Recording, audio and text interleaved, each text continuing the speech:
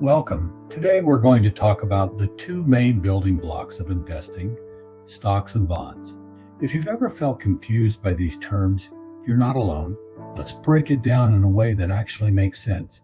A stock is a tiny piece of ownership in a company. When you buy a share of stock in, say, Apple, you literally own a small piece of that business.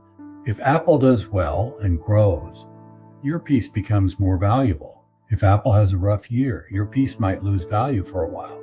For a short period of time, the Boston Celtics basketball team was publicly traded on the New York Stock Exchange.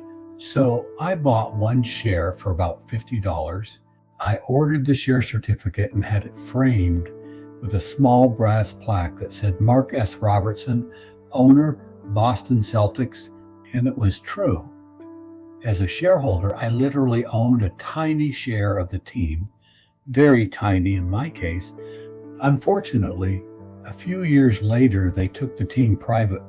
They bought back my one share for about $75. I'm no longer an owner, but I kept the plaque. Now, bonds are totally different than stocks. A bond is basically a loan you make to a company or a government. You hand over your money, and they promise to pay you back on a specific date, plus interest along the way.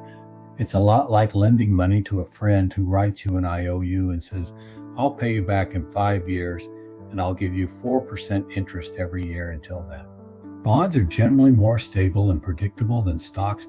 You know what you're going to get, but the trade-off is that they usually don't grow your money as much over time. So here's the simple way to think about it. Stocks are for growth. They have more ups and downs, but over long time periods, they've historically earned higher returns than bonds. On the other hand, bonds are for stability. They're calmer and more predictable, but they usually earn less. Most investors own some of each. The mix depends on your goals, your timeline, and how comfortable you are with ups and downs, but we'll get into that in later videos. For now, just remember, stocks let you own a piece of a business.